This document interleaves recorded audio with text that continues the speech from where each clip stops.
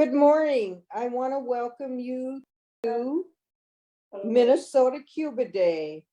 This is a chat with the Cuban Ambassador to the United States and Minnesota leaders, and we're really excited to be able to do this and to have you here with us on this discussion.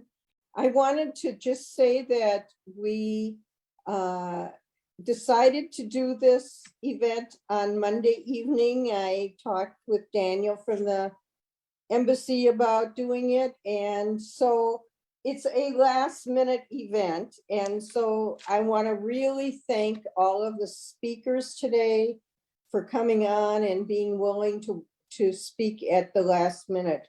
But we're so happy that we're here today and that it's all together. So I'm going to first just talk about what the purpose of it is, and then I will talk a little bit about logistics.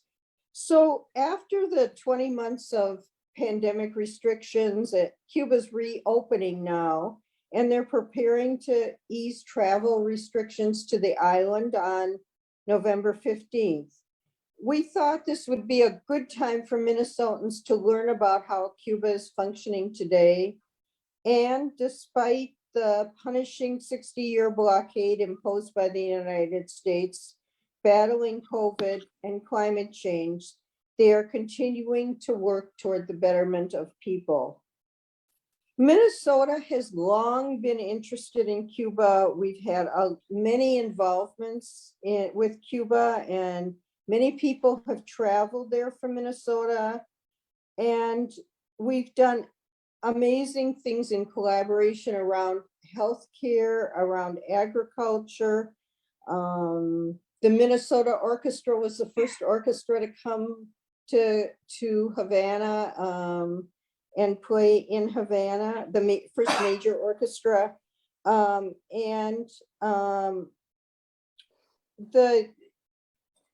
We've really had a great people-to-people connection of Minnesotans to Cubans. And so we wanted to share some of that today, and also to talk about that this is a positive thing and Cuba's opening up, that the vaccinations are moving ahead very quickly there. And so travel will be possible very quickly.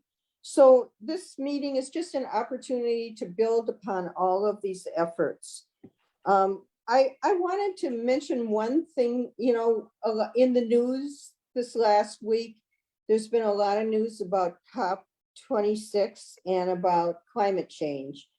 And one of the highlights at COP26 was the showing of a film about Cuba's efforts at climate change.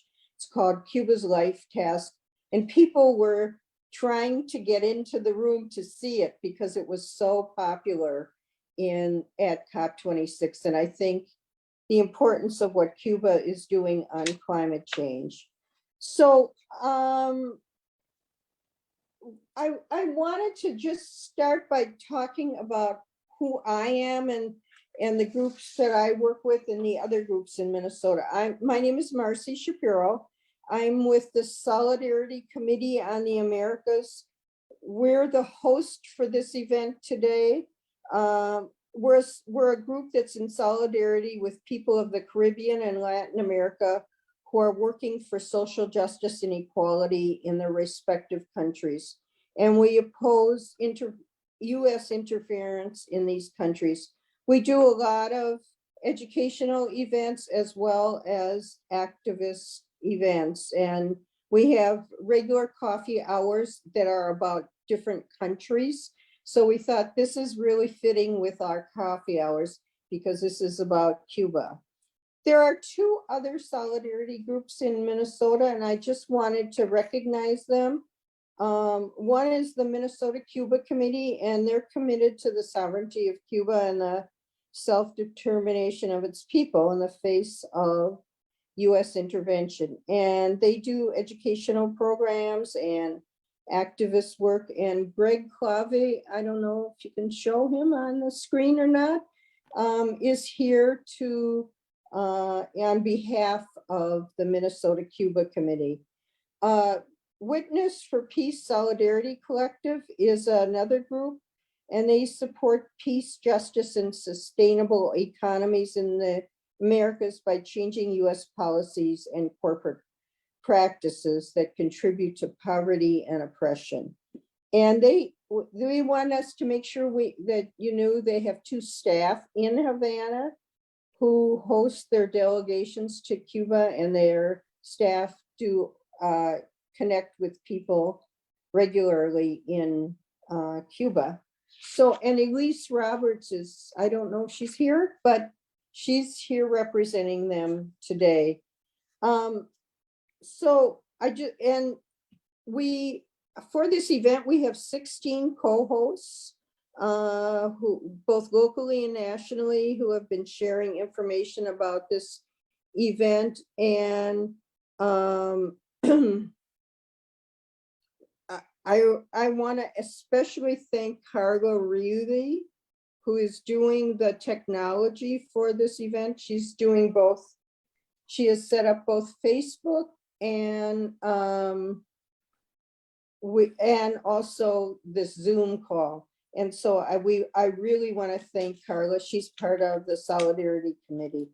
There are a few people that were suggested that I mention are on the call, and one is Carlos Lazo, who's been an important leader in the car caravans. We've done the Minnesota Cuba Committee and the Solidarity Committee have been doing car caravans regularly in Minnesota, and Carlos Lazo was the one who started them in Miami and has been doing them regularly. And he's been doing advocacy with the Biden administration to try to get them to change their policies. So I want to say that in the chat, you can put your questions, and we have 2 members of our committee, Kim DeFranco and Sarah Martin, who will basically screen the calls and ask them. So, but we'll be doing that at the end of the event. And the other thing I wanted to mention is just for the speakers, so they understand that we have a short time. The ambassador has to leave in an hour and a half. And so we're asking speakers to kind of keep their time to about 5 minutes, and I'll maybe interrupt if it feels like you're going to go a lot longer. So otherwise, I think you can decide for yourselves about time. And I think that's all the logistics.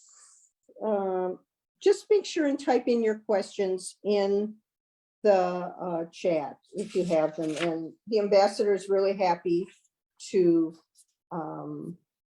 answer them. And all of the people who are speakers also will answer them. And Carla reminded me there's closed captioning on both Zoom and on Facebook for people who need it. So I want to introduce the ambassador, who's going to be our first speaker. Her name is Lianys Torres Rivera, and she's the first woman from Cuba to serve as ambassador to the US. And she's a recent appointee. I think she started in December of 2020, and before she was ambassador to Cuba, from Cuba, to the United States, she was the ambassador to Vietnam. She was part of the team that helped reopen the bilateral relations under the Obama administration, the bilateral US-Cuba relations. And so she's had a long connection with working on US-Cuba relations. And so I'm really pleased and excited to introduce her and for her to give us her thoughts about Cuba and what's going on in Cuba now. Ambassador, thank you for being here. Thank you, Mercy. Good morning. I would like to begin by thanking the Solidarity Committee on the Americas for sponsoring this event at such an important time for Cuba, as well as those who have collaborated, as Mercy said, in such a short time to put this webinar together. I also deeply appreciate the participation of all panelists who will surely express jointly the whole universe of possibilities for closer relations between Cuba and Minnesota. Humbly, I can share that Cuba is defeating the pandemic. In our case, we have had to face the negative consequences for public health and the economy that have been common to the rest of the countries, in combination with the effects of an intensified US blockade. As you know, the Trump administration put into effect 243 additional measures, more than 60 conceived during the pandemic, which the Biden administration fully continues to implement. We can also say that the unjustified and politically motivated inclusion of Cuba in the State Department list of sponsors of international terrorism, the restrictions on family remittances and travel to Cuba, the persecution of Cuban financial assets abroad, the pressure against our international suppliers, including those who sell Cuba fuel and medical supplies necessary to combat the pandemic, but also the demonization of our international medical brigades are among the most absurd and outrageous punitive measures imposed against Cuba. However, thanks to the heroic resistance of the Cuban people and to a health and scientific system that puts man at the center of its action, Cuba has been able to create 3 vaccines, Soberana O2, Abdala, and Soberana Plus. Two others vaccine candidates, as well as therapies for the prevention and treatment of the disease, which has proven to be highly effective in the epidemiological control. For example, currently 70% of the population, of the Cuban population has been fully vaccinated, and almost 90% of our people has at least 1 dose. Cuba has been the first country to start a vaccination program for minors from 2 years old, which already reaches more than 90% of this group. Consequently, the numbers of daily infection, as you have been seeing, and death has decreased significantly. For example, yesterday, we have 293 positive cases and not a single death in our country for COVID. And the lethality, for example, the lethality rate in Cuba is 0.86% compared to 2.02% in the world and 2.44% in the Americas. And the recovery rate for patients is 98.9%, which is higher than this figure in the rest of the world and in the Americas. That is why the Cuban authorities announced in September this year that as of November 15, Cuba would gradually open its international borders.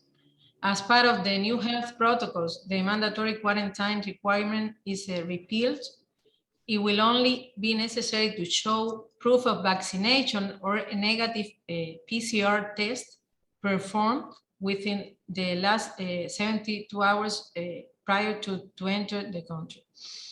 And it is also important to say that on November the 8th, students from 11 to 17 years old joyfully returned to the classrooms, to the Cuban classrooms. And the small ones I mean, from 5 to 10 years old, will do it next Monday. People began to meet again in public places such as the well-known Havana's seafront, Malecón. Inter-province transportation, economic, cultural, and social activity begins to recover. Cuba returns to normal, or as we say, the new normal. But this optimistic scenario would not have been possible without friends. Cuba sent more than 50 medical brigades to around 40 countries and territories to help fight the pandemic, joining Cuban health personnel previously present in 59 countries. But the achievement of the Cuban biotech and medicine have also benefits population in need around the world. In the same way, we have received and are receiving many expressions of solidarity from governments and people of the world, including the American people. I take this opportunity to thank everyone in Minnesota who worked for the Syringe for Cuba campaign and for the donation that you have sent to Cuba, which contributed to the Cuban vaccination program and contributed also to the fight against the pandemic. And this is not strange, since Cuba and Minnesota have a long history of fruitful and respectful relations and exchanges.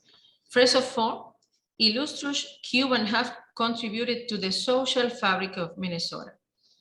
We could say that Cuban scholars have lectured at Minnesota's universities.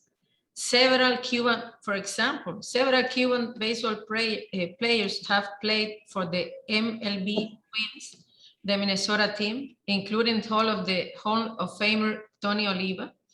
And of course, the best of Cuban music culture has come to you from the prodigious hands of Nachito Herrera, Cubans like Nachito, his wife Aurora, and Ofunchi, also panelists at this event. The name place the name of Cuba very high in the US. But also, Minnesota representative has visited Cuba seeking business opportunities.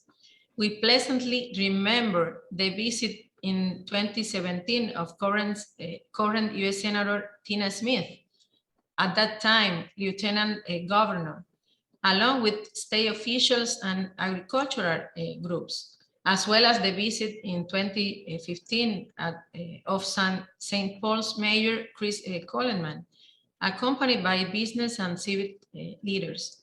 Federal congressmen from both parties have backed bills to lift travel restrictions to Cuba, for example, for Americans and expand bilateral trade. Cities such as St. Paul and Minneapolis have passed resolutions advocating to lift the so-called embargo on Cuba and expanding cooperation in health.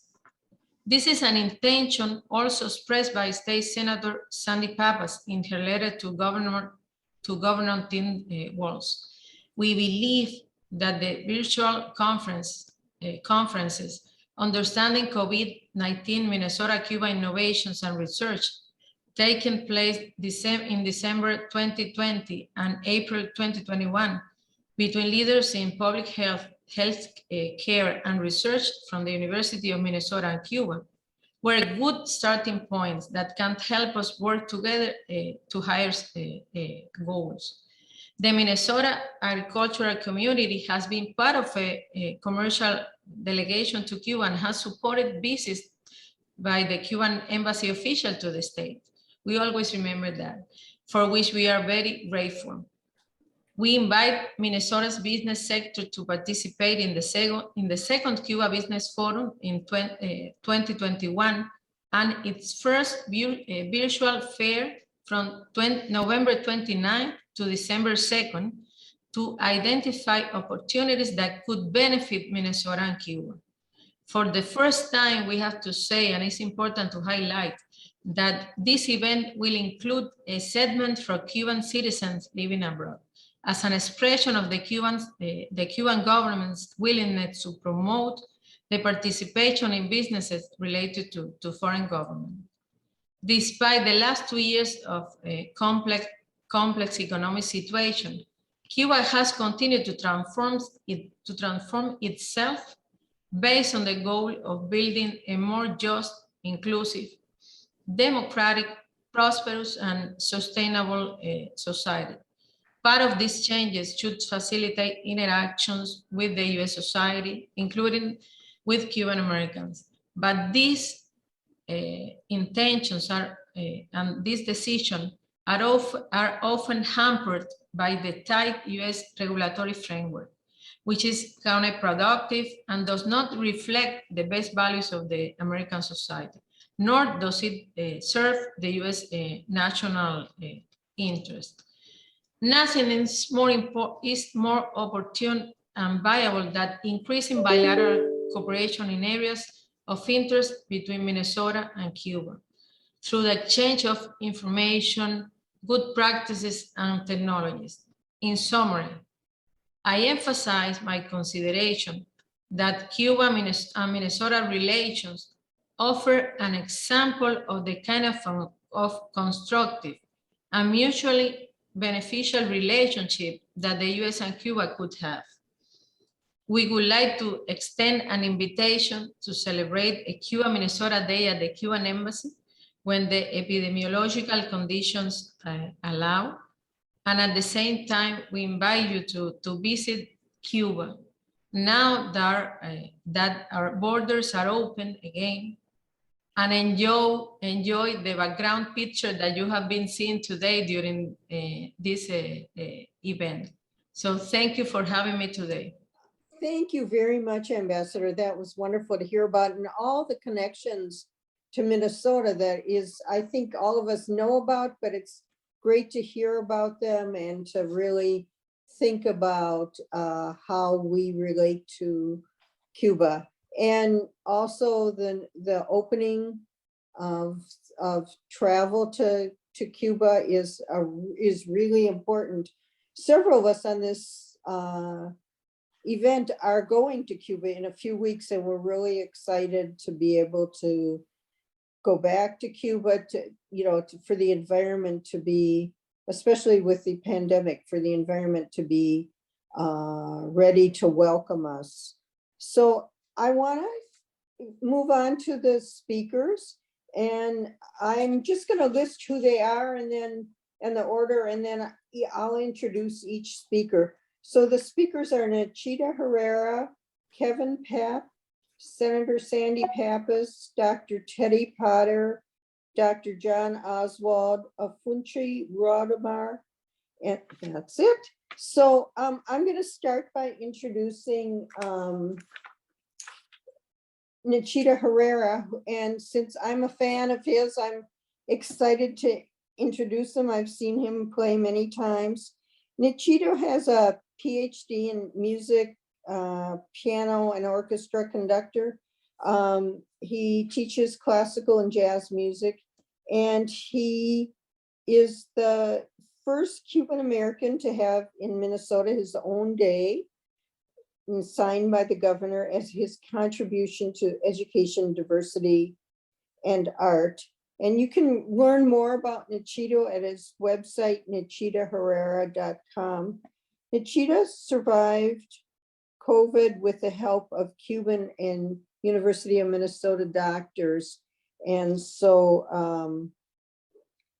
that's an important collaboration that happened on an individual basis for him. So I'm going to turn it over to Nachita to give us a few words.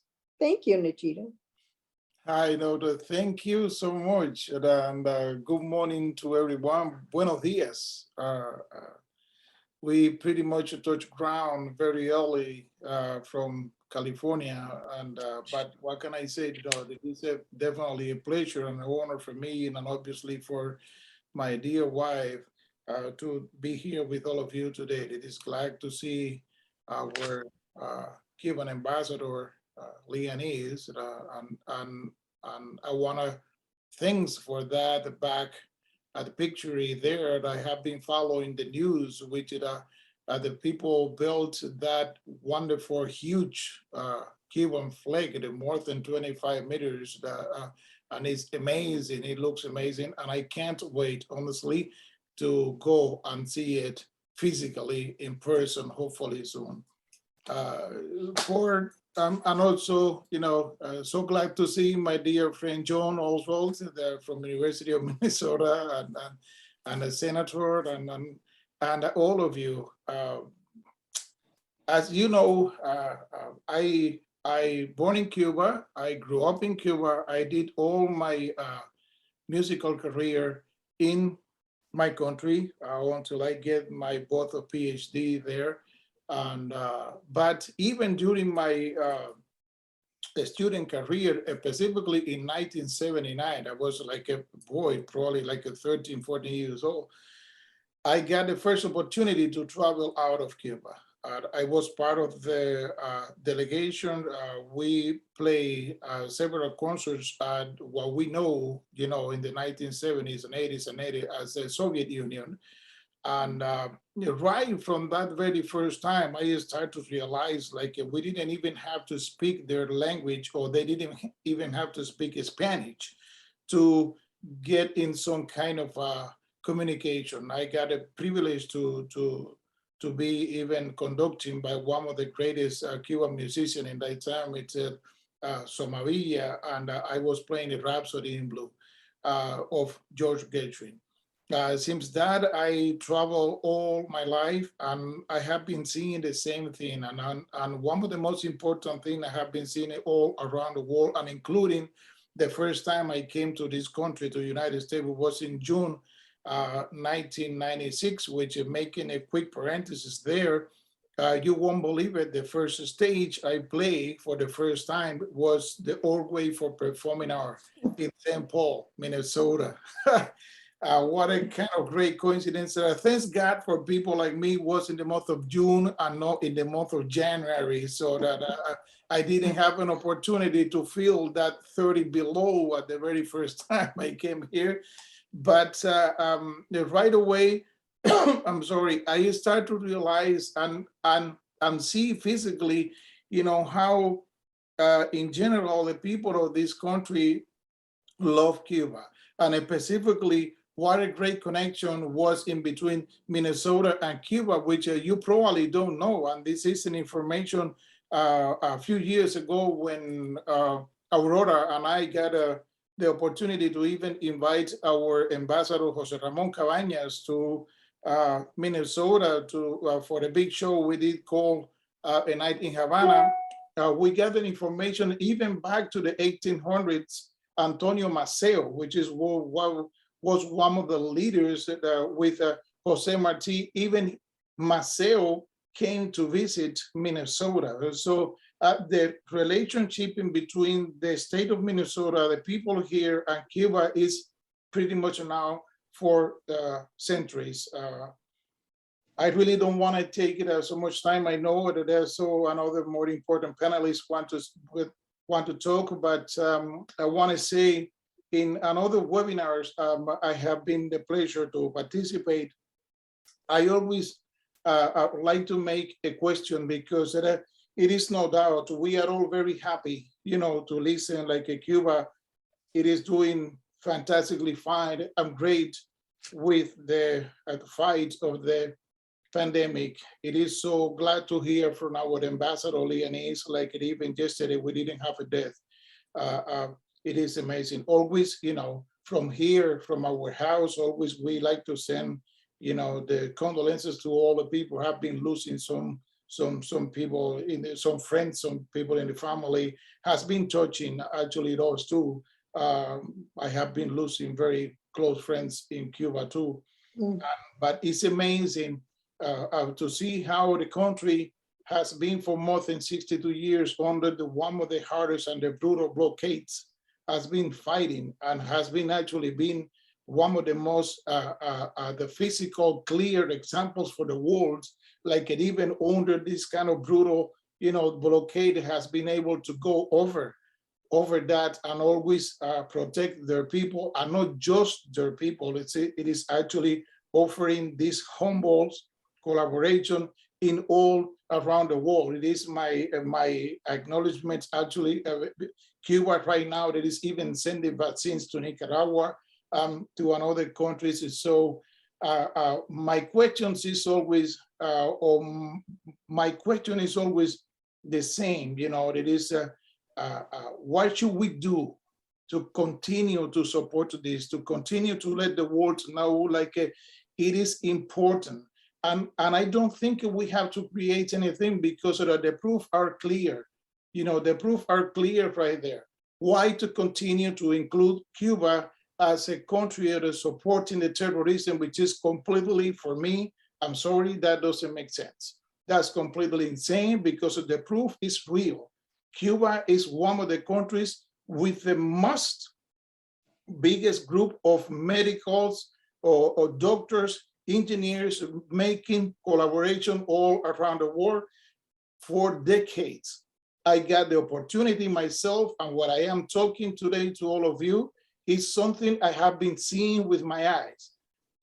For 3 times, I got an opportunity even to go to Angola, Africa, and see what Cuba was doing there with the doctors, with the teachers, with the engineers, even people of construction. So it is so much proof we got to let the world know, like that's not true. Cuba is supporting the terrorism. What else we can do? Because I am a little disappointed with our dear president, Joe Biden, because a few weeks ago, he got an opportunity to listen one side of the Cubans living in the United States. I don't think he has been given the opportunity to the other side of Cuba, for example, like me, or for example, like Aurora, which we are professionals. We are people that study in Cuba. My wife, Aurora, is a lawyer. She is a graduate from the University for the School of Law of the University in Havana, Cuba. So I think it would be great if eventually we can get the same opportunity these other people got on the White House to explain them what the physical and clear proof we have, like what has been happening for more than 62 years doesn't make sense. I think it is time to let the world know, like even in terms of law, they are blockading, they are stacking the American rights to fly free to Cuba, as the same way they are doing it to other countries, even are living under the same political system as us. Like, for example, to Vietnam, to China. You know, why Americans can go simply flying just to get in a ticket and then go and visit those countries, and why they cannot go to Cuba, why Americans cannot go and invest in business there. For me, it doesn't make sense. We are very close. As you know, we have been living here for almost, well, for 20 years already. And something made me feel very happy. It's like every time I go to the concerts all around the United States, to all my performance, I can see, because lots of people come to us and transmit to us like how much they love my Cuban people. I think we cannot sleep on that. I think we should continue to show the world like Cuba has professional people are definitely willing to continue to show the world like this doesn't make sense. Like what is happening is completely insane. And I am not a good person talking about myself, but unfortunately, today I think is one of the few days or few times I have to do it. As you know, in March 28th, 2020, I started to get these kind of symptoms, stomach ache and things like that. And that ended up of myself being admitted at the St. John Hospital in close to the city. I live here in Maplewood, Minnesota. Right when the doctor admitted me there, and actually that was a Venezuelan doctor too there. They came out to the parking lot and talked to my wife. They gave me barely 3 hours of life. They didn't have the whole entire conditions there to keep me alive. The only thing for them was to try to get me to stable, and they contact the hospital of the University of Minnesota. And thankfully, you know, all people there, they have a bed ready for me there. They said, bringing it, we are ready. And they start to work it right away to bring me to life. When I get to the hospital in Minnesota, I was already in coma. I was in coma for 14 days. Something I don't think and I have to feel 100% grateful of it, but it looks like I was the first patient of the University of Minnesota Hospital, the #1 to survive out of an ECMO program. I am so glad to have friends like, my friend John Oswald, and also the director of ECMO program in Minnesota, Dr. Melissa Cranswell, which really nice coincidence. She back from Cuba just 3 days before I get admitted on the hospital. So I got pretty much saying in some way the privilege to get connected to ECMO by the director of the program coming from Cuba. And then with the whole connections, our dear friend, the Ambassador Jose Ramon Cabañas, started to make it with my wife. Also, a team of doctors from Cuba started to work. And my wife was pretty much the bridge information in between the doctor of Minnesota and the doctor from Cuba, because unfortunately, once again, we have to say it again, because the embargo, we couldn't even, or they couldn't even bring a delegation of doctors to work physically here. But specifically, my dear friend, Dr. Tanya Crombet, and her team start to get so much information from my medical history. My wife and my daughter always send it to them to Cuba, and they start to make this kind of collaboration until 14 days later, I back to life. So I think it is clear, the proof, like the professional level of our doctors in Cuba, the same the professional level of doctors we have here. Just a few days ago, when we still touring, I was watching the news, like even Dr. Tanya Crombet now, it is working with a group of doctors at the university in New York, and they are continuing to work with this vaccination to save life of people out of a lung cancer. It looks like actually they have 10 candidates now, 10 patients actually at the hospital of Hermanos Almeidas in Cuba, and looks like things are going, very well. I think, this is way enough proof to the world, like doesn't make sense to say like Cuba is supporting the terrorism, because no, not at all. Cuba is supporting the life. Cuba has been supporting, the reestablishment of the relationship in between these two wonderful countries, which I know, I have the proof from all people work in politics and all the people of Minnesota and United States. They love our country. And I always told to everybody, when they ask me, specifically from some people haven't been in Cuba before, and I always told them the same thing. The only thing you have to do is get on the plane and go to Cuba, because I am not the perfect person to ask, what do I see or what do I not see in Cuba? Because for me, I know it's a lot to do. I know it's a lot to work with, but Cuba for me, it is the country I grew up. I think we owe so much from our country, and I think it is the time to pay back. And I am not talking about money. It is time to pay back to Cuba the education we get there. Thanks to the education we get there, I have been able. Nachito, it's kind of, we need to move on to the other speakers, and I really. I'm sorry. I appreciate everything you're saying. I mean, I think it's really important that you're framing what's so important for us to learn about Cuba, and especially your personal experience with healthcare. So thank you so much for. Oh, thank you so much for the invite. I'm sorry, coming from the education in Cuba, sometimes I'm practicing. Yes, right. I know. I go, but thank you so much to all of you. Thanks so much to my dear Ambassador, for Senator Sandy, and I hope we can definitely meet together in person sometime. And thank you, John, for being here. Thank you for saving my life at the university. So thank you, and thank you for your music. Makes me happy. So I am going to introduce our next speaker, who is, I want to make sure I get his name, Kevin Pat, and I'm sorry. And he's president of the Minnesota Farm Bureau. And I learned from him that he's a 4th generation corn and soybean farmer.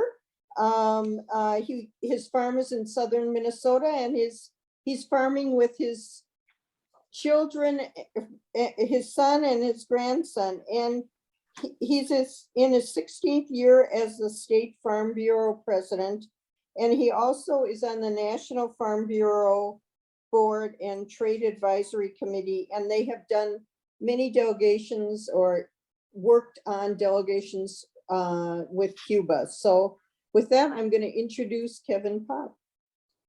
Well, thank you for that introduction. Can everybody hear me? Somebody give me a thumbs up. Yes, yes. Okay, thank you. As was mentioned, I'm a corn and soybean farmer. You know, and as farmers, we learn at a very early age from our father, or quite frankly, our grandfather many times, that it's important to work with your neighbors. You know, in farming and ranching, it's important to work with all your neighbors, and some you work with more than others, but probably the most important neighbors in agriculture are your closest neighbors, those that are very close to you and your farm and your family. And we know in agriculture, we certainly know in the Farm Bureau, that good trade relationships make our world a much safer, a more stable place. You know, that we don't want barriers to export the food that we can deliver to those who need it. We know that open markets, rules-based, negotiated trade agreements, that working together works. And I've had the opportunity to visit Cuba as far as one of the trade missions with Lieutenant Governor Smith, now Senator Tina Smith, as well as visit the Cuban Embassy many times in Washington, D.C. to have some of those folks actually visit our farm here in southern Minnesota. And from an agriculture perspective, we want to be at the table. We want to be engaged in the discussions about how we can work with all of our neighbors across the world as far as international trade. But certainly Cuba, which is only 90 miles away, that does need to import a percentage of their food, we would like to be helpful. So from the agriculture perspective, for those farm families that grow the food and care for the livestock, for the food for our country and the rest of the world, we'd like to be part of that process. So just appreciate the opportunity to be part of this important discussion, and we'll be happy to answer any questions when we get to that part of the program. Thank you. Thank you very much. Agriculture has been so much a part of the connection between Minnesota and Cuba, and so it's good to hear from you and the work of the Farm Bureau and you. So thank you very much. And our next speaker is Sandy Pappas, Senator Sandy Pappas. And Sandy has been in the Minnesota State Senate since 1991. And before that, she was in the Minnesota House of Representatives. She was the former president of the Senate, and she's made 3 trips to Cuba for government and elected officials. So she has a chance to both explore Cuba, but also explain Cuba to people from Minnesota. And she's the author of legislative resolutions in the Minnesota legislature to enhance the connection between Minnesota and Cuba, but also to end the blockade and to support healthcare collaboration. So Sandy, it's your turn. Thank you. Thank you, Marcy, for that introduction. And thank you to the Cuba Committee for inviting me to join the program this morning. And I do want to do a shout out to Nachito and ask if he remembers when he was performing with the Minnesota History Theater, he actually did an event at my home and played for a small group for a fundraiser for the History Theater. And I remember you taking a walk along the Mississippi River to relax and get ready for your performance. So I don't live there anymore, Nichito. I live downtown now, downtown St. Paul. At any rate, as Marcy mentioned, I actually was very interested in, when I first was elected, in what was going on in Central America. And I did a human rights trip to Central American countries like Nicaragua and El Salvador and later Honduras. And I thought, well, it'd be very interesting to go to Cuba because there's such heavy propaganda in our country against Cuba. And I'd really like to see for myself what's going on there. So working with the Augsburg Center for Global Education and with the Martin Luther King Center on the ground in Cuba, I did organize trips in 2000, 2002, and 2003. So it's been almost 20 years now since I've been there. And these were designed professional development trips for elected officials and government officials, because that was who I was aiming to influence and be able to have that first on-hand experience. Then I have to say, I think I might have been partially responsible for getting the first Minnesota governor and ag commissioner to go to Cuba, and that was Jesse Ventura. If those of you from Minnesota probably remember Jesse. And we basically brought him cigars and showed him pictures of old cars. And he went. He did have an audience with Fidel, which sometime offline asked me about the story about Jesse and Fidel Castro. So I've been interested for a long time. I am trying to go again, bringing elected officials. I have a group so far of about 10 that are interested in going. We are planning to go over Thanksgiving this year, but because of COVID, because of issues with currency, because of literally food shortage issues in Cuba, the Augsburg Center, they were having issues with their on-the-ground partner, asked us to postpone a year. So I'm excited to hear that Marcy and others are going now, but my group has been postponed a year.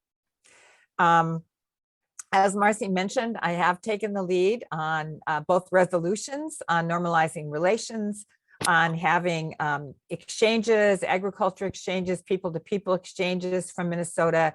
And also more recently in 2020, we really brought to Governor Walz's attention the relationship between the University of Minnesota, as John Oswald will talk about, and Michael Osterholm, and the Cuban medical establishment, and the collaboration that has taken place there. And that we could really learn from that collaboration, learn what's happened in Cuba. There's a lot we could learn from what Cuba's done. I mean, I just remember stories about when, after the fall of the Soviet Union and the cancellation of a nuclear power plant in Cuba, Cuba literally imported 1 million bicycles from China. And they became much more of an organic approach, organic agriculture, and a more natural approach to medicine. They have a huge homeopathic industry there, as well as the work they've done with the University of Minnesota and more traditional path. So I'm excited to be going back again. I'm sad I have to wait a year, but I hope to continue to follow what's going on there and to join their programs. And I'm excited to see that Cuba film on climate change. There's a Minnesota delegation that's just ending. Yes. I think it ended yesterday, the climate conference. And I hope some of them got to see the film, and I hope that it becomes available for us to see in Minnesota. Thank you all, and I look forward to the rest of the program and to joining you in the future. Thank you. Thank you very much, Sandy. And I wanted to mention something about the resolution. The Minnesota resolution is actually, we're the leader nationally for a state have introducing a resolution, but around the country, there have been 49 resolutions introduced by cities, by counties, by states, and by labor unions. And that those 49 resolutions encompass 41 million people. So there is a lot of support communities and different groups around the country that for ending the embargo and for having healthcare collaboration. So thanks, Sandy, for taking the leadership on that. I'm going to combine the next two speakers. Because they're going to be talking sort of in tandem. They are Teddy Potter and John Oswald. Teddy Potter has a PhD and is clinical professor and coordinator of the Doctor of Nursing Practices in Health Innovation and Leadership at the University of Minnesota. And she's the first director of planetary health for the School of Nursing. I love that name. So, and she's really concerned about the health of our planet and climate change. And John Oswald has a PhD in public health, and he's on the faculty of the Minnesota School of Public Health in epidemiology and community health. And he's been really involved on collaborations with public health professionals in Cuba. So I'm going to let the two of you sort of decide how you're going to do your presentations together. They both were part of the collaboration at the University of Minnesota that has been talked about with Cuba. And so they can explain that to us. So thank you, John and Teddy. I think I'll So- start out and then I'll bring John forward. So thank you for inviting me to be here today, and it's an honor to be at a shared event with Ambassador Rivera. The healthcare system in the United States is struggling, and this started long before COVID, but has escalated since the start of the pandemic. We need a more equitable and sustainable model of care delivery. And being a nurse, I am willing to look anywhere and everywhere for best practices that will ease the suffering of our people. I won't rest until we have a better system. This passion led me to Cuba. Through an organization called MEDIC, I've been able to travel and bring people to Cuba 5 times. Why Cuba? Because it's the most spectacular healthcare system I've ever seen. Where most high-income countries promote an illness care system, Cuba's system is a true healthcare system. I bring students, faculty, and healthcare administrators and leaders from Minnesota and beyond to see Cuba and be inspired by what is possible for healthcare in Minnesota. We can't build what we cannot see. And by seeing it active and live in Cuba, we are able to imagine what is possible for Minnesota. And here's a unique story about the degree of connection between Minnesota and Cuba. One of the faculty that I brought to Cuba in March of 2020 was Dr. Melissa Brunsvold, who ended up managing the care team that saved Najitos Herrera's life. So this connection, we are interconnected in the work that we're doing. The result of this long-term partnership is that the University of Minnesota will be signing a Memorandum of Understanding, or MOU, with the National School of Public Health in Havana, Cuba. This MOU will support further education and research partnerships. Dr. John Oswald will now discuss some of our research initiatives and our shared scholarship. Thank you so Thank you. much. Yes, just very briefly to share a few of the specific projects that we have had. Really, in the area of healthcare, the first major initiative was in maternal and child health, particularly with infant mortality, maternal mortality. And I should say that that was developed in 2015 and 2016. And really during that era of the Obama administration, working constructively with the leadership in Cuba, and that provided a backdrop for support of our maternal child health program with support of the Obama administration, and certainly support of the governor then in Minnesota, as well as community public health agencies. And some of our learning, especially around disparities and equity in maternal mortality, have been really valuable to us. And we've heard that other lessons have been very helpful to leaders at MINSAP, their Ministry of Health in Cuba, as well as our key partner, the National School of Public Health of Cuba. More recently, of course, the absolute #1 priority has been COVID-related research. And of course, the case of Nachito was, so widely shared in our community through television and newspaper. And I should say that was one of several, but a very visible motivation for us to focus on COVID-related research. Up on the chat should be a link to the video of, or Zoom, not the technology to access two video conferences that we had with leaders in Minnesota, leaders in Cuba. If I have to put a particular plug in, look at the first 15 minutes of the first video, in that it was a combination of our leader in, at least academic research leader in COVID research, Michael Osterholm, together with Francisco Duran, of course, the really remarkable leader of epidemiologic research with COVID and of course with all of epidemiology in Cuba. And then, of course, where are we going in the future? Well, that's where to continue the biomedical sciences related research. And the focus initially is on the elderly. We did have a previous really exciting project that got cut short in 2017 on aging. Aging was an area that we were hoping to pursue. And it was in particular in Santa Clara, which was, there was sort of a sister public health association relationship between the Twin Cities, both Minneapolis and St. Paul, with Santa Clara.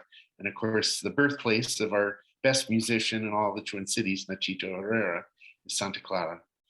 And, but that led to, how do we tie that to COVID research? And so the field of immunosenescence, which is where immunology and aging research, and of course, the issue of aging having the highest age group of COVID deaths, not infections, but COVID deaths.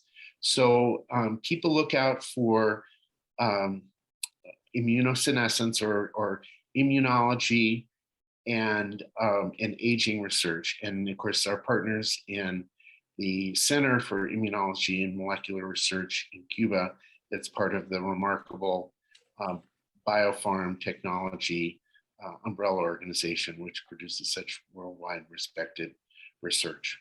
And as far as other research, finally, we hope to broaden to a university-wide. Of course, there's outstanding research going on in areas of race and ethnicity, in areas of other types of aging, other types of maternal child health. And then, of course, I have to emphasize agriculture as well. So with that, thank you very much. Thank you both. The collaboration that Minnesota has done as a model nationally for other states and for other people across the country. And John and Teddy were very important in the development of that collaboration. So we really appreciate your talking to us today and the work that you've done. The next speaker is Ofunchi Radamar. And Ofunchi is a Cuban American Babalawo from the Yoruba religious tradition. And with that, I'm going to have Ofunchi talk, and he's going to have a wonderful interpreter from Spanish of his daughter. So with that, we can go to Ofunchi. Thank you for giving us the opportunity to speak about Cuba. My daughter will be interpretation for, because there are many Spanish speakers following this event. So for me, it's very important, my people. Please. So, gracias por darme la oportunidad de estar con ustedes. Thank you for giving me the opportunity to be with you. Y voy a tratar de ser lo más breve posible. And I'll try to be as brief as possible. Para los que me conocen, saben que yo hablo directo, sin temor a nada. For those who know me, they know I speak directly without fear. Estoy en contra de cualquier manifestación que atente contra la soberanía de los pueblos, específicamente en mi país, Cuba. I'm against all forms of protest against the sovereignty of the people, especially in my country of Cuba. Entonces, en días pasados, So in past days, estuve participando en una conferencia en la Universidad de Minnesota I was participating in an event in at the University of Minnesota, y trataré de simplificar lo que dije allí. and I would try to simplify what I said there. Número 1. Vivimos un momento histórico complejo en el mundo Number one, we live in an historic moment in the world that is complex, y donde no tenemos tiempo para estupideces y mediocridades. where we don't have time for stupidity and mediocrity. Es una lástima que, por ejemplo, se está organizando para el día 14 una manifestación frente a la embajada de Cuba en Washington, D.C. It is a shame that, for example, on the 14th, a protest in front of the Cuban Embassy in Washington, D.C. is being organized. Por supuesto, la disidencia para hablar basura y tergiversar la información con relación a mi país. To speak badly and twist the information of my country. Eso nos da la medida de cuánto enfoque hay para desestabilizar la soberanía de Cuba. That gives us a measurement of how much focus there is to destabilize the sovereignty of Cuba. Pero vemos otro gran grupo But we see another large group dentro y fuera de los Estados Unidos que sabemos todo lo que hace el gobierno de Cuba para su gente. in and outside of the United States that knows everything that the government of Cuba does for its people. Voy a hablar con humildad,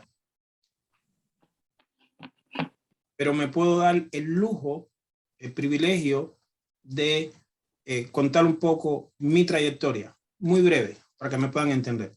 I will speak humbly, but I also have the luxury to speak Mi trayectoria. from my trajectory so that you understand. Soy defensor de los derechos humanos I'm a defender of human rights de años sobre años for years and years. y he tenido la oportunidad de ser testigo And I have had the opportunity to be a witness de golpes de Estado en Centroamérica, of coups in Central America, como en África, como tener la oportunidad de estar entre los más pobres del mundo, salvando vidas. to be in Africa among the poorest of the world, saving lives. Pero ¿qué sucede con eso? But what happens with that? La gente se le olvida People forget que Cuba fue el primer país, o sea, los primeros hospitales en África subsahariana fueron aportados por Cuba. that the first hospitals in Africa were Cuban. Entonces, como decía en la Universidad de Minnesota, está aconteciendo un gran problema ahora. For example, right now there is a big problem Que la juventud o muchos de los jóvenes que se han involucrado de manera errónea en la disidencia desconocen conceptos. that a lot of the young people who have gotten involved in the dissidents don't understand the concepts. Y cuando digo disidencia es que se introducen en grupos sin entender conceptos.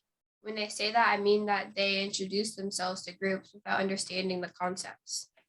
Si miramos a Cuba, If we look at Cuba como país del tercer mundo, as a third world country, el término de pobreza cabe. the term of poorness fits. Pero desde mi punto de vista, But from my point of view, que he visto de todo en muchos de los países that que he estado, I have seen everything in all the countries I've been in. en Cuba no hay pobreza. In Cuba, there is not poorness. En Cuba hay escasez.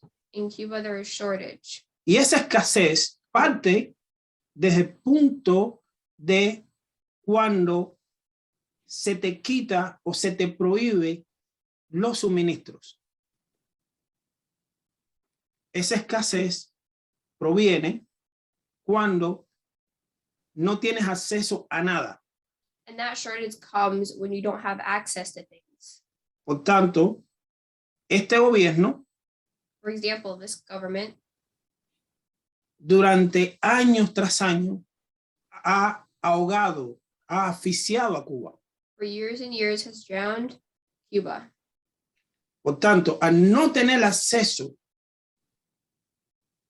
a nada So not having access to anything o cualquier suministro que venga del exterior sea bloqueado or that anything that comes from the exterior is blocked por la política de los Estados Unidos, from the politics of the United States. ahoga o asfixia al pueblo. It drowns or asphyxiates the people. Por tanto, aquí el enfoque, no se puede hablar de Cuba, So we can't speak about Cuba. nadie puede hablar de Cuba No one can speak about Cuba sin mencionar la palabra bloqueo. without mentioning the word blockade. Hay un bloqueo que ahoga a nuestro país. There is a blockade that's drowning our country.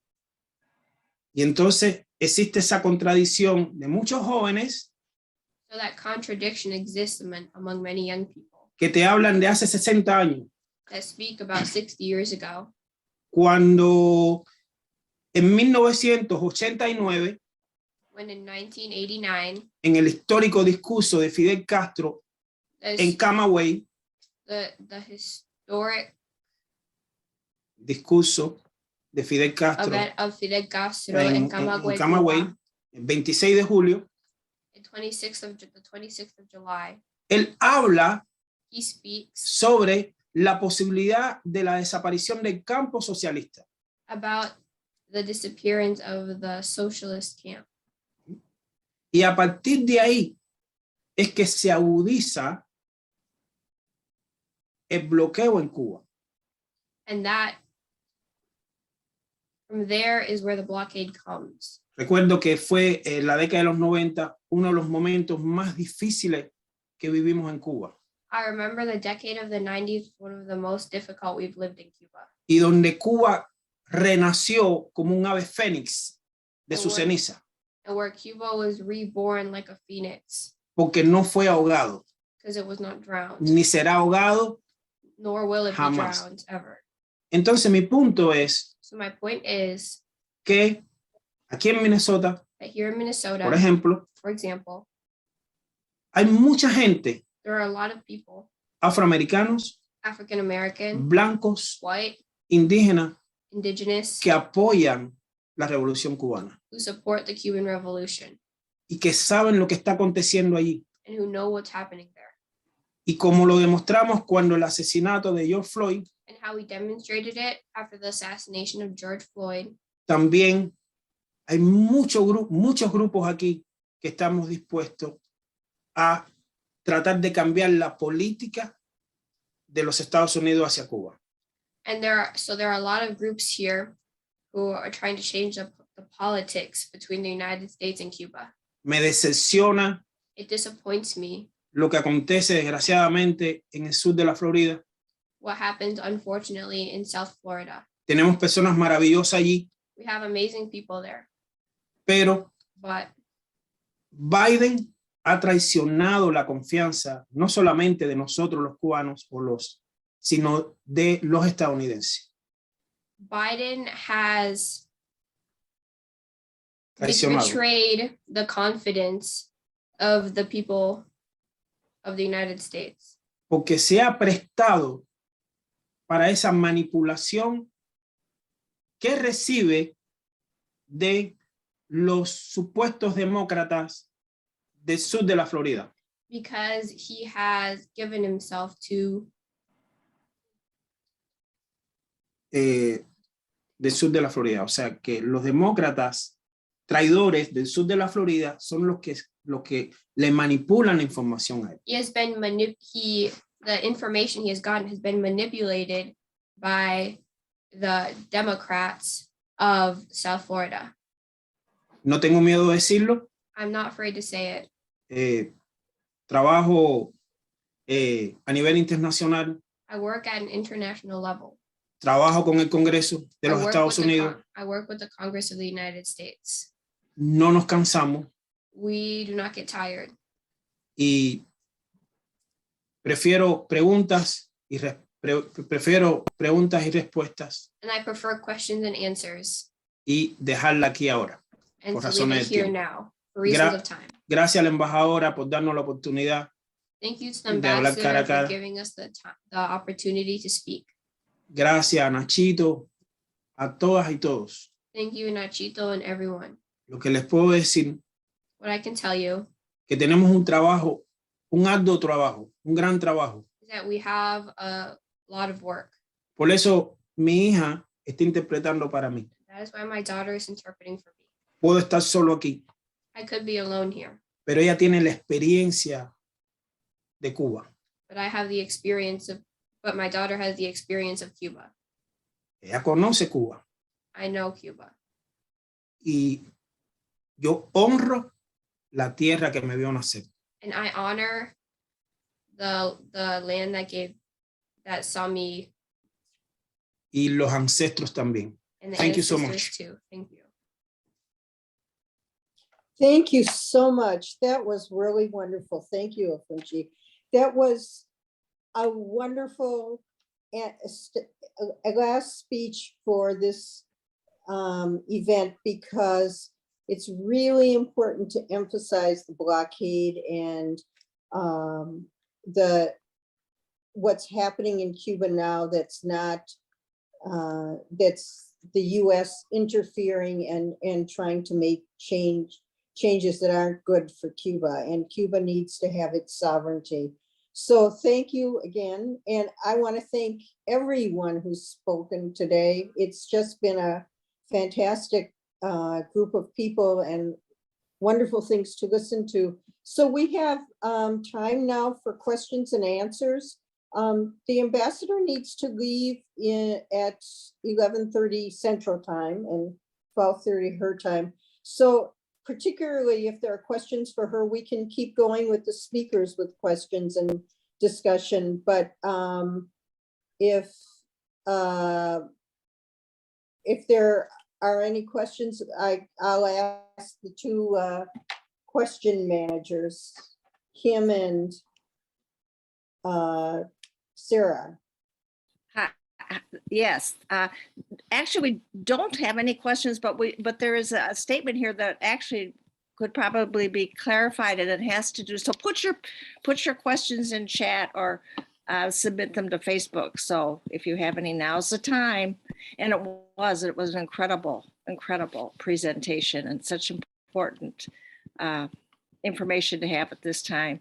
This one has to do with the vaccine, the Cuban vaccines, and with the World Health Organization certification. Ambassador or anybody else, do you know where the Cuban vaccines are in that process for World Health Organization certification? They certainly have been in Cuba and have proved effective. So, and there are 3 of them, as has been said. I answered the question by the chat. I read them, but it's okay. It's okay. I can repeat the answer. Well, the documents to apply for a certification in the WHO has been already submitted by Cuba. Uh-huh. And it usually takes some time. We have to say that, maybe months, for the WHO to issue a certification. But it is important to clarify that what the WHO certifies is a vaccine, is the use of those vaccines by the WHO programs. but the authorization for a vaccine is granted by the national regulatory authority.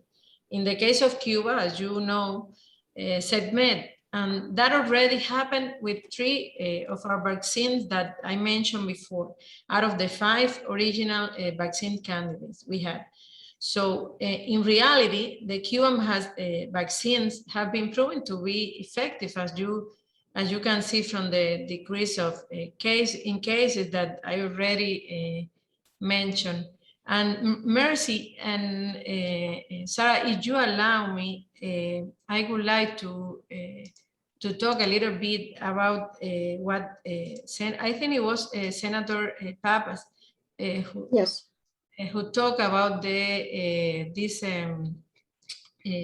documentary about the climate change that was shown at the COP26 climate change summit in Glasgow. Well, let's see. I cannot promise. We will try to see if we can have the documentary and arrange something with Minnesota.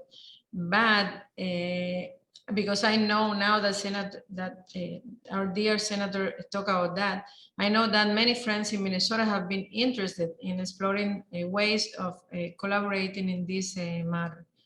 I just want to recall that it was Fidel Castro in 1992, almost 30 years ago, that he clarified and state our position on this issue of climate change when he said an important biological species is at risk of disappearing due to the rapid and progressive liquidation of their natural condition of life, man. And in Cuba, we have something that we call a life task, which is the program for our country to tackle climate change. It is a broad and ambitious plan led by the Ministry of Science, Technology and Environment that was approved in April 2017. As I said, to face climate change in our national territory through adaptation and mitigation measures. Many Cubans knows about that. It is our response to our national goals and international commitments. It is based on rigorous scientific and environmental studies, and the main objective is to protect human life and its quality. If Minnesota is interested, and we could share experience based on the life task on this matter, and of course we will try to arrange something for the documentary as soon as we have it.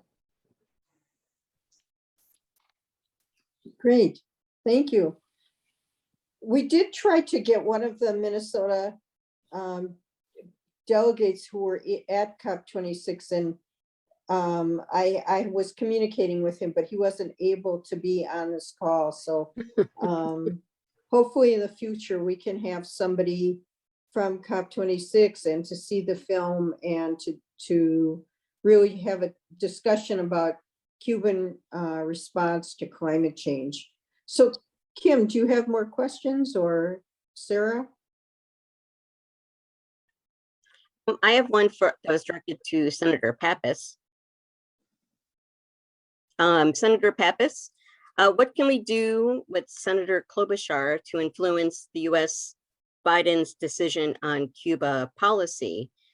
She and her office have been silent on this issue. Yeah, I was unaware that she was silent. I thought that she was a supporter for a long time of normalization of relations. So I can certainly contact her office to clarify her position if it's changed, but you know, she's been to Cuba. I think she could be influential with Biden. Mm-hmm. So we definitely should pursue that angle. Yeah, I think probably be more outspoken at this point, because President Biden hasn't lifted the Cuban policy about embargoes. So I think, I know she's been supportive, but maybe be more out there to get this policy changed. So I think that's where that question was going. Great. Well, let's talk more about how to pursue that offline. Okay, Okay. okay. Mercy, Are there other questions? Oh, yes. Mercy, you allow me, I want to thank again the panelists here, our friends, who has expressed such a strong commitment for better relations with Cuba, and also against the blockade, which is, and I have to stress this situation. The blockade, it is the main obstacle for the development of Cuba, and it makes Cuban people suffer and our life, daily life, more difficult every day. So I just want to thank you for this position of the panelists here and the Minnesotans in support of our struggle against the blockade. Thank you for that. Thank you. Thank you for being here with us today. And are there other questions before we can? I know that you need to leave in just a couple minutes. So are there any other questions before the ambassador has to leave, or for other people too in the panel? Any? Sorry, there is a dear colleague letter being promoted by, Yes. for you to know, by Representative Jim McGovern, Barbara Lee, and Gregory Mix and Bobby Rush. It's public now. So, Yes, and we will try to advertise that on our Facebook page, and I think probably the Minnesota Cuba Committee will do it as well, because it's an important thing for us to be contacting our congressional delegation to tell them that they need to support that dear colleague letter that basically is asking President Biden to change his policies. So I would just like to add our sincere appreciation to the ambassador for attending this session, and especially for the idea of a Minnesota-Cuba collaboration day or event yes, at the Cuban Embassy in Washington. And I think that can be a great opportunity to pull in key influencers, decision makers, to communication that maybe otherwise wouldn't be facilitated. So thank you so much for today, and for we look forward to working with you on the kinds of communications that you're describing for the future. you are all welcome. But I just want to say that I would definitely love to be part of the group of a Minnesota Day at the Cuban Embassy, and if it's possible, I would love to. If you still like it, you don't have to like it, but I would love to bring a piano and play some music for all my friends there, and be part of this Minnesota group going to Washington, D.C. It is going to be a pleasure and an honor. So please don't forget about us.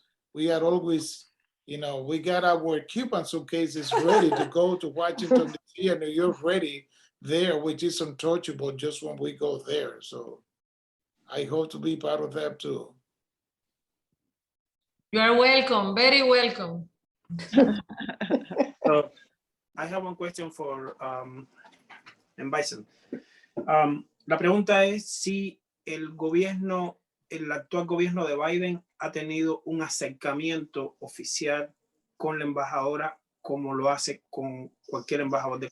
So the question is if the Biden administration has interchanged with the ambassador of Cuba like it does with all the other countries. Porque eso nos daría un punto de partida para poder entender hasta qué punto la política bloquea internamente también a la embajada de Cuba. Because that would give us an understanding of how the government also blocks from the inside. O Funchi, voy a responder en inglés y tu niña, que es bella y es una excelente traductora, te lo va a decir en inglés. ¿Está bien? Yeah, go ahead. No Okay. problem. Okay. Well, Cuba and the US, we have diplomatic relations. And since we have diplomatic relations, we have been having contacts, but only for the daily business of our embassies. We're talking about visas and things like that. But there haven't been high-level talks or any kind of talks regarding bilateral topics that we might be talking to. For example, we have 22 MOUs or agreement that were signed during the Obama administration that are still in force, and nobody's talking about that. Cuba is ready to talk on the basis of respect to our sovereignty and to our independence, to the US, about any topic that is worrisome for them and for us, and about any topic of bilateral interest. We are ready, but we at this moment we haven't been talking about anything other than what we said before.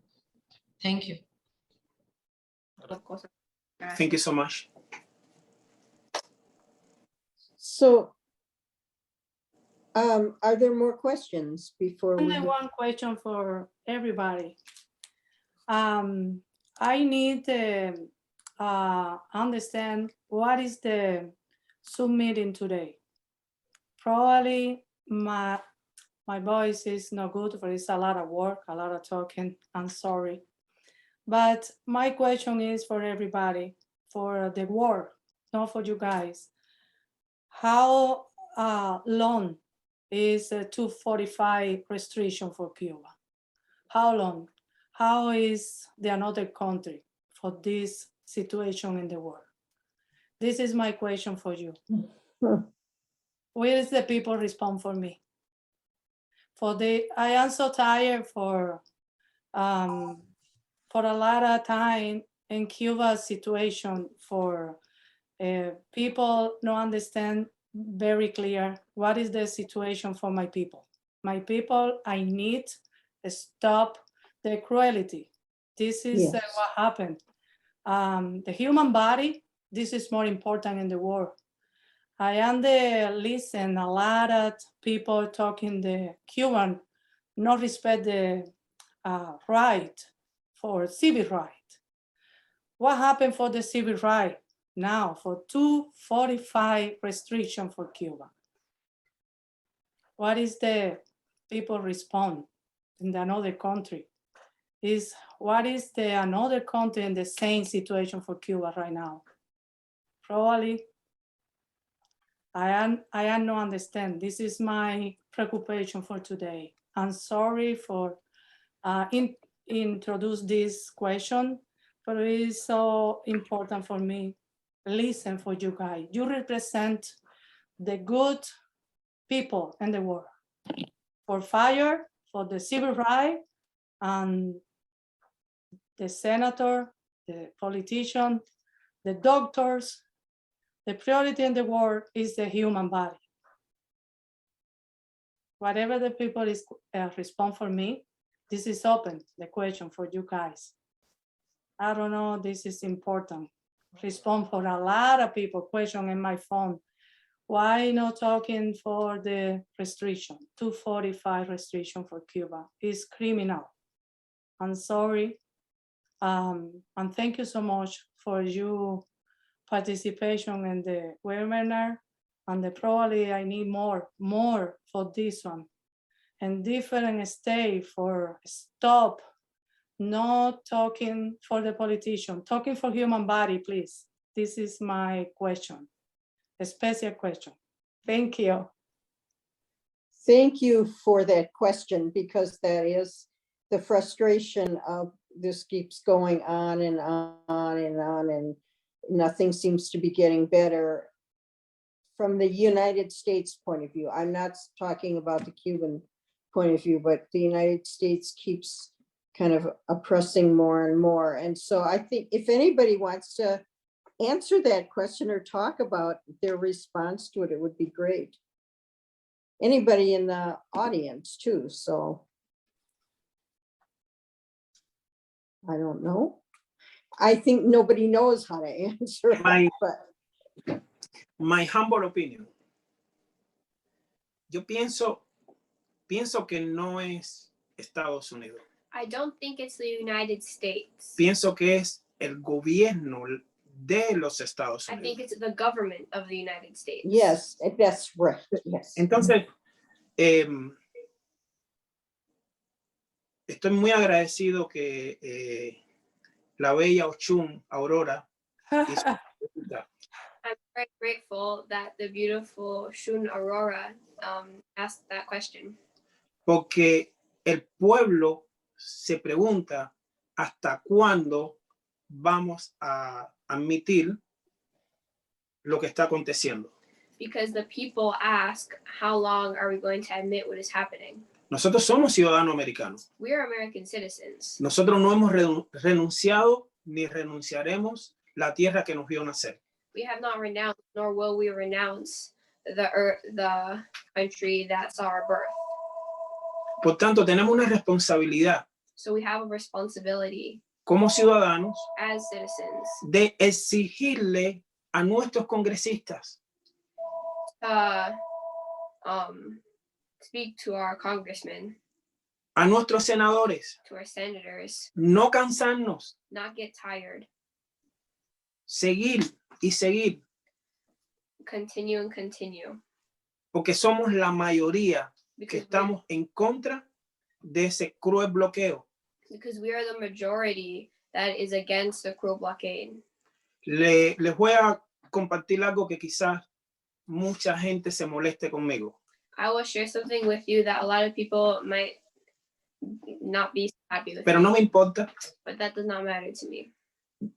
Pienso que dentro de la población estadounidense, dentro de la minoría estadounidense, I think that in the US population, in the minority, los cubanos, hablando en sentido figurado, the Cuban, talking figuratively, han llegado a un punto donde gran parte del sur de la Florida hay un conflicto entre sí.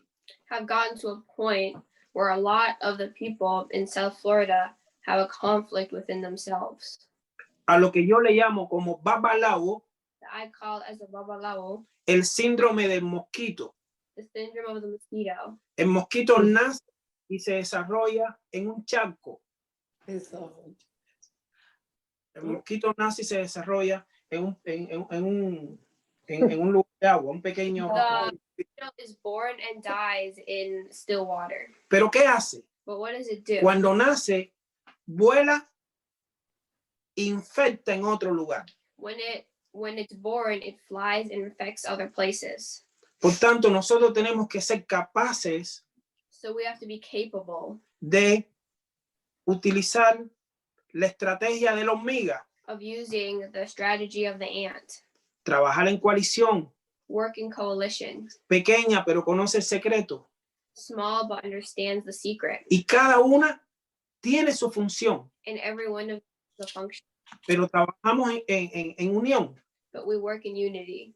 Por tanto, si nosotros somos capaces, So if we are capable, con el respeto que no hemos ganado aquí dentro de los Estados Unidos y fuera de los Estados Unidos, with the respect that we have gained here in the United States and outside of the United States, nosotros tenemos la capacidad we have the capacity de enseñar to teach que el pueblo de Cuba necesita que este cruel presidente elimine esas órdenes ejecutivas solo con su firma. that the people of Cuba need that this cruel president take away the restrictions just with the sign of his name. Pero para eso tenemos que ahogar e insistirle a nuestros congresistas. But to do that, we have to insist to our congressmen. Esa es una respuesta. That is a response. La otra respuesta The other response es que nosotros tenemos que ser capaces is that we have to be capable de reflexionar de cómo con Obama se pudo ver el cambio of en how, Cuba. to reflect of how with Obama we were able to see change in Cuba. Los mediocres te hablan que la remesa va para el gobierno. The mediocres say that the benefits go to the government. Los inteligentes The intelligent decimos, esa remesa es para ayudar a nuestra gente de a pie. say that those benefits go to our people. Como lo hace cualquier país del mundo. How any other country would do it. Entonces, si nosotros somos capaces de tener este tipo de meeting, So if we are capable of having this type of meeting, tenemos que ser capaces de transmitirle a nuestra gente que no tiene acceso a este tipo de meeting, we have to be capable of transmitting to the people who don't have the opportunity to be in this meeting. comunicar, Communicate, hablar speak de manera transparencia. in a transparent manner. Como yo le digo a mis hijos, How I tell my children, si yo te quito la comida, if I take away your food, te quito tu desayuno I take away your breakfast y tus privilegios and your privileges que te pertenecen, that belong to you, ¿qué sucede? what happens? Te me mueres de hambre, You would die of hunger. caes en una crisis, You would fall in a crisis. y es lo que hace este gobierno. And that's what this government does. Por eso separo gobierno con pueblo. That's why we have to separate government and people. This is my humble opinion. Thank you very much, Afunchi, and that kind of summarizes it for us. So I the ambassador has to leave, and so I want to thank her for being with us today for the whole time. And it's been great to have this discussion with you. And we're looking forward, all of us, to coming to the embassy for Minnesota Day at the embassy.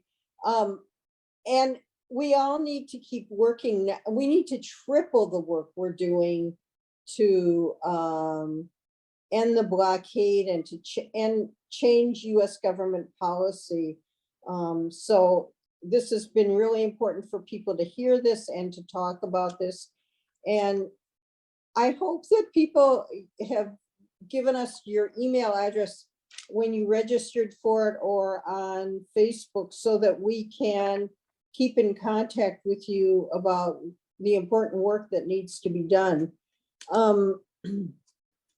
And join any of the 3 groups that I mentioned at the beginning, or all 3 of them, to make sure that you're involved in solidarity work with Cuba. So I'm gonna ask the people from Kim or Sarah or Carla if there's anything else I need to say or we need to say before we go.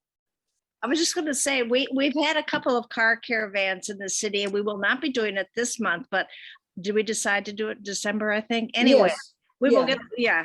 And this is part, as Carlos knows, part of a national effort to end the blockade. And actually the biggest one was in Miami, and they met with considerable violence. Actually, we don't in this city, but so in December, we will have another car caravan. So Right. watch for that on the Minnesota Cuba Committee page or the Solidarity Committee page, and join us. They're really good. They're really good. People in the community really respond to our So, efforts and to the message. Ambassador, did you want to say anything before you? I know you need to leave, so. I just want to thank you once more for being here, for your words, and for the support of our struggle against the blockade, and for the support of the Cuban people. And be ready for the Minnesota Day in Washington, D.C. Yes. Minnesota Okay. Cuba Day in Washington, D.C. All of you Okay. will be very welcome. And especially Okay. the translator, the young translator that Ofunchi had. Yeah. Yes, right. Beautiful. Thank you very much.